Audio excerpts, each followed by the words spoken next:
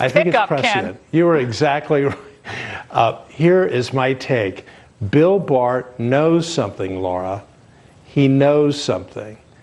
He said, I have a concern, and I believe I have a basis for that concern.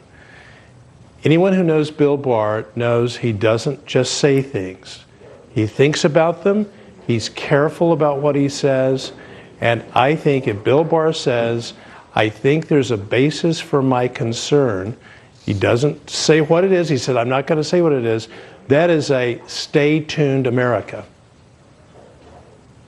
Well, John, there was just staying on this Clapper for a moment.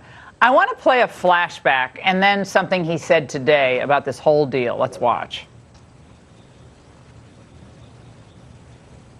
I think we have it.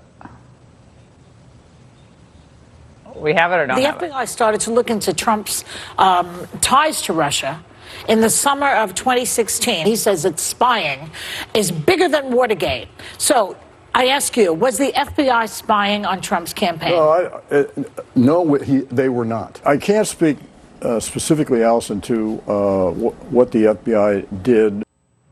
Now, do you think that this guy is in any way a credible source of intelligence information at this point, John? I mean, one story then, another story now. First, it's ridiculous for him to say it's not spying. If President Trump ordered Clapper's emails and phone calls to be secretly read by agents, he'd be the first one out of the blocks accusing the president of spying on him. Of course the government's spying on the Trump campaign. What we should be upset about is not about whether it's called spying or not. What we should be upset about is the red line that the Justice Department and the intelligence agencies under Obama, including by Mr. Clapper, authorized its use on a presidential campaign. That is a red line that had never been crossed since Watergate. That's the whole reason we have these courts and the FISA statute and all these protections, as the Attorney General, Mr. Barr, said in the hearings. And so I agree with Judge Starr. If the Attorney General mentioned that this was going on, I would be worried if I were Clapper about all these changing stories. And I'd be worried if I were some of these officials in the Obama, DOJ, FBI, and CIA who were misusing these authorities to spy on a presidential campaign.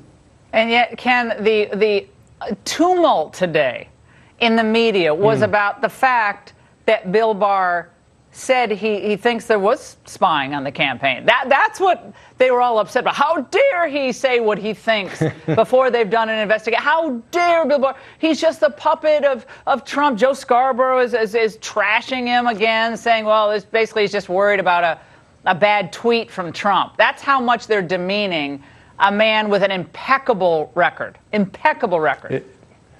It's a very classic overreaction, but it's also unfair.